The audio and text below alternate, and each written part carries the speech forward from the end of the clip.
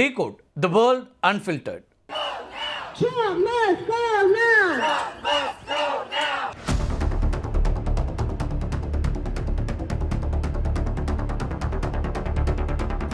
உலக நாடுகளை வரி விதிப்பு மூலமா துன்புறுத்தி வரக்கூடிய டொனால்ட் ட்ரம்ப் உள்நாட்டில் தேசிய பாதுகாவலர்களை வைத்து எதிர்க்கட்சி ஆளுநர்களுக்கு நெருக்கடி கொடுத்து வரார்.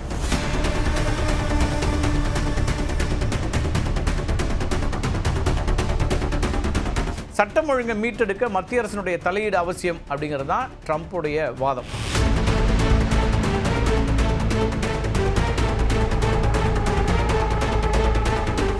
உலக நாடுகளை வரி விதிப்பு மூலமா துன்புறுத்தி வரக்கூடிய டொனால்ட் ட்ரம்ப் உள்நாட்டில் தேசிய பாதுகாவலர்களை வைத்து எதிர்க்கட்சி ஆளுநர்களுக்கு நெருக்கடி கொடுத்து வரார்.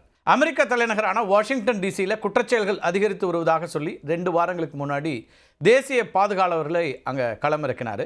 இதே மாதிரி இப்போது கலிஃபோர்னியாவில் லாஸ் ஏஞ்சல்ஸ் நகரத்தில் தேசிய பாதுகாவலர்கள் மற்றும் மரைன் படை வீரர்கள் பாதுகாப்பு பணிகளை மேற்கொண்டு வருகிறார்கள். ட்ரம்ப்போட குடியேற்ற கொள்கைகளை எதிர்த்து லாஸ் ஏஞ்சல்ஸில் மக்கள் போராட்டத்தில் குதித்ததுனால இந்த நடவடிக்கைங்கிறது எடுக்கப்பட்டுச்சு. இது பற்றி நம்ம ஏற்கனவே ஒரு காணொலி வெளியிட்டிருக்கிறோம். Washington DC mayor Muriel Bowser ஜனநாயக கட்சியை சார்ந்தவர். அங்கே டொனால்ட் ட்ரம்ப் ரிப்பப்ளிக்கன், அதாவது குடியரசுக் கட்சியை சார்ந்தவர். இப்போ அதுக்கு எதிர்நிலையில் இருக்கக்கூடிய ஜனநாயக கட்சியை சார்ந்தவர் அந்த மாகாணத்தினுடைய ஆளுநராக இருக்கார். அதே போல் கலிஃபோர்னியா மாகாண ஆளுநராக இருக்கக்கூடிய கெவின் நியூசம் ஜனநாயக கட்சியை சார்ந்தவராக இருக்கார். இப்போ இவங்களுடைய எதிர்ப்பை மீறி தன்னுடைய பிரத்யேக அதிகாரத்தை பயன்படுத்தி இந்த நகரங்களை தன்னுடைய நேரடி கட்டுப்பாட்டில் கொண்டு வந்திருக்கிறாரு டொனால்ட் ட்ரம்ப். ஜனநாயக கட்சியை சார்ந்தவர்கள் மேயராகவும் ஆளுநராகவும் இருக்கக்கூடிய சிகாகோ, பால்டிமோர் போன்ற பெரிய நகரங்களுக்கும் தேசிய பாதுகாப்பு படையை அனுப்ப போகிறதா எச்சரிக்கை கொடுத்துருக்காரு. குடியரசுக் கட்சியினர் ஆளக்கூடிய அலபாமா, அர்கன்சா, ஃப்ளாரிடா, ஜார்ஜியா உள்ளிட்ட மாகாணங்களுக்கு விரைவில் தேசிய பாதுகாப்பு படை செல்ல இருக்கிறது.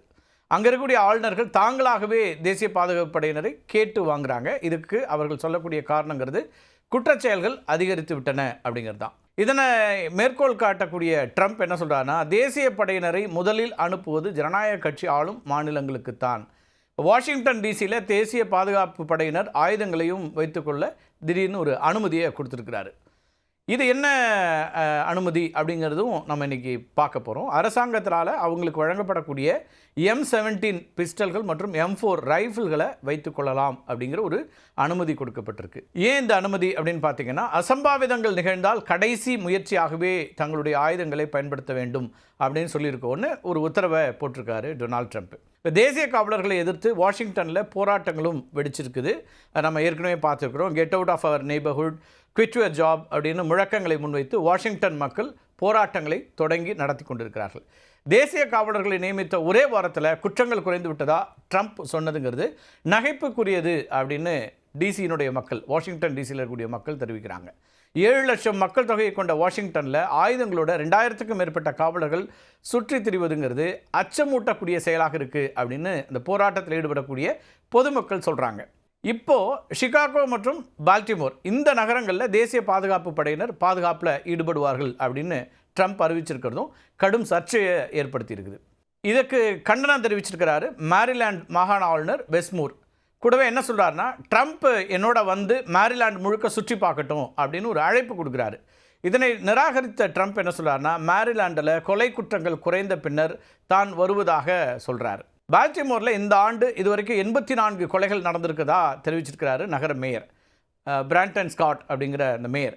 இது கடந்த 50 ஆண்டுகளில் இல்லாத அளவுக்கு குறைவான எண்ணிக்கை அப்படின்னு தரவுகளோட அவர் ஒரு பதிலடியை கொடுக்குறாரு. ஆனால் டொனால்ட் ட்ரம்ப்போ சிகாகோ மற்றும் பால்டிமோர் நகரங்கள் திறமையற்ற ஜனநாயக கட்சி தலைவர்களால் வழிநடத்தப்படக்கூடிய கிரைம் சிட்டிஸ் அப்படின்னு வர்ணிக்கிறார். சட்டம் ஒழுங்கை மீட்டெடுக்க மத்திய அரசினுடைய தலையீடு அவசியம் அப்படிங்கிறது தான் ட்ரம்ப்புடைய வாதம். இப்போ ஆளுநர்களுடைய எதிர்ப்பை பொருட்படுத்தாமல் மாகாணங்களுக்கு தேசிய பாதுகாப்பு படையினரை அனுப்புறதுங்கிறது பல தாக்கங்களை அமெரிக்காவில் ஏற்படுத்தக்கூடியதாக இருக்குது. இப்போது அமெரிக்காவை பொறுத்த வரைக்கும் உங்களுக்கு தெரியும், ஃபெடரல் கவர்மெண்ட் இருக்குது, அதே போல் அங்கே இருக்கக்கூடிய மாகாணங்கள் இருக்கக்கூடிய அரசுகள். அப்போ அங்கே இருக்கக்கூடிய மத்திய அரசு தேசிய பாதுகாப்பு படையை அனுப்புகிறப்போ மாகாண அரசுகளுடன் அதிகார போட்டியையும் அரசியல் பதட்டத்தையும் ஏற்படக்கூடிய ஒரு சூழல் இருக்குது. குறிப்பாக இந்த 2 அரசாங்கங்களும் வெவ்வேறு அரசியல் கட்சிகளை சார்ந்தவர்களாக பொறுப்பில் இருக்காங்க அப்படின்னா இந்த மோதல் அதிகரிக்கக்கூடிய ஒரு சூழலாக இருக்குது. மாநிலத்தினுடைய தன்னாட்சி உரிமை மீறப்படுவதாக உள்ளூர் தலைவர்கள் கருதுகிறாங்க. ரொம்ப குறிப்பாக ஜனநாயக கட்சியை சார்ந்த இந்த மாகாண ஆளுநர்களும் மேயர்களும் இந்த கருத்தை முன்வைக்கிறாங்க. ஆயுதமேந்திய படையினர் தெருக்களில் நடமாடும் போது பொதுமக்கள்கிட்ட அச்சத்தை ஏற்படுத்துது, அமைதியான முறையில் போராடுபவர்களையும் பாதித்து எதற்கும் எதிர்ப்பே தெரிவிக்க முடியாதுங்கிற ஒரு நிலையை ஏற்படுத்த பார்க்குறாரு ட்ரம்ப். இதெல்லாம் அவங்க இருக்கக்கூடிய குற்றச்சாட்டு.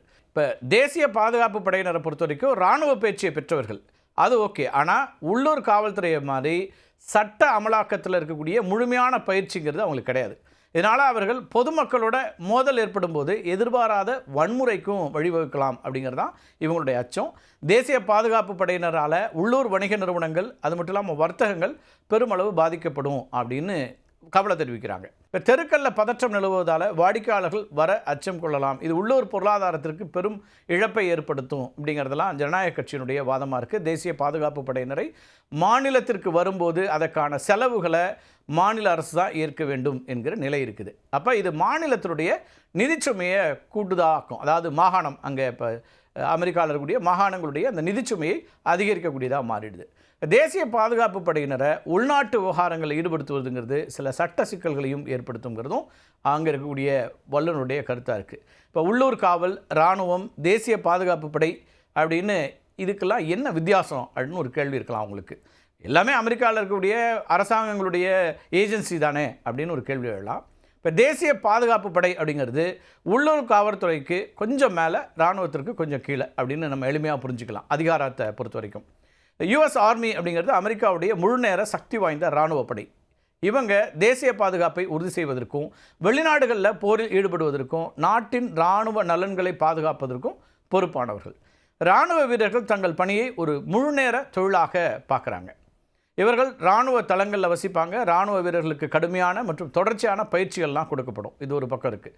இராணுவ வீரர்களை பொறுத்த வரைக்கும் நேரடியாக பென்டகனுடைய கட்டுப்பாட்டில் இருப்பாங்க. செல் என்றால் உடனடியாக உலகின் எந்த மூலைக்கும் செல்ல ஆயத்தமாக இருக்கக்கூடியவர்கள் தான் எங்களுடைய இராணுவத்தினர். அமெரிக்காவில் இராணுவ வீரர்களுக்கான பணிகள் என்ன இருக்குது அப்படின்னு முதல்ல நம்ம பார்த்துட்டோம்னா, போர் மற்றும் இராணுவ நடவடிக்கைகளில் முழுமையாக ஈடுபடுறது, மற்ற நாடுகளோட இராணுவ பயிற்சியில் ஈடுபடுவது, சர்வதேச அளவில் அமெரிக்காவுடைய நலன்களை பாதுகாப்பது, இதெல்லாம் அவங்களுடைய முக்கியமான பொறுப்பாக இருக்கும். இப்போ தேசிய பாதுகாப்பு படை வீரர்களை பற்றி தானே தொடக்கத்திலேருந்து பேசுகிறோம்.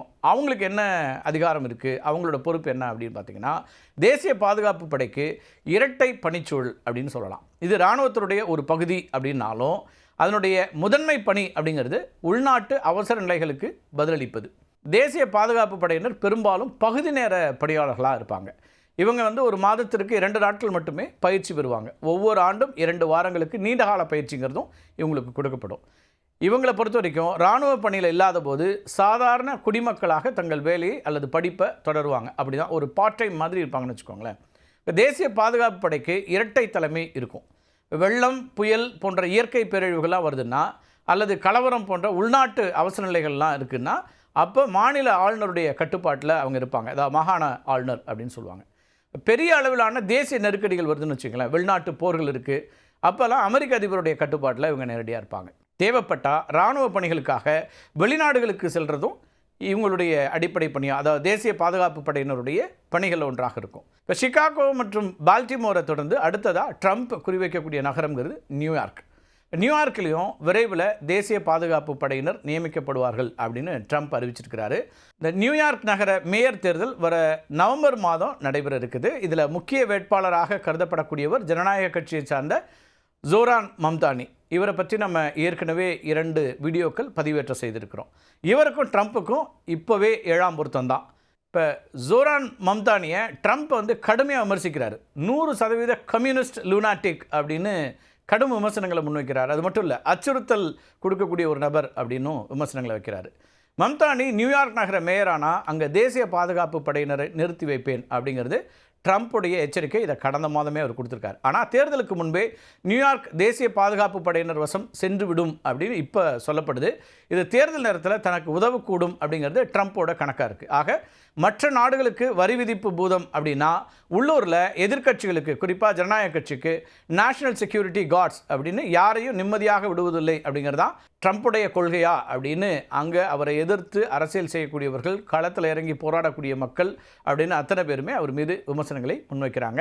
இது கிட்டத்தட்ட அங்கே இருக்கக்கூடிய ஃபெடரல் செட்டப்புக்கும் மாகாணங்களுக்கு ஸ்டேட்ஸ் இருக்கு இல்லையா, அவங்களுக்கும் இடையில் இருக்கக்கூடிய மோதலாக இருக்குது.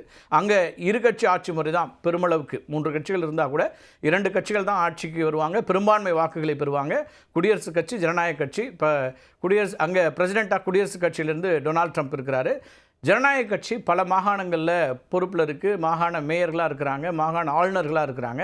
அப்போ இந்த இடங்களில் தான் இந்த மோதல் அப்படிங்கிறது வலுக்கக்கூடியதாக மாறி இருக்கிறது. இது அங்கே ஒரு அண்ட்ரஸ்ட்டை ஏற்படுத்தக்கூடியதாக இருக்குது அப்படின்னு அங்கே இருக்கக்கூடிய மக்களும் போராட்டத்தில் இருக்கக்கூடியவர்களும் குறிப்பிடுறத ரொம்ப முக்கியமாக பார்க்க வேண்டியிருக்குது. மீண்டும் ஒரு காணொலியில் சந்திக்கலாம் நண்பர்களே. நன்றி.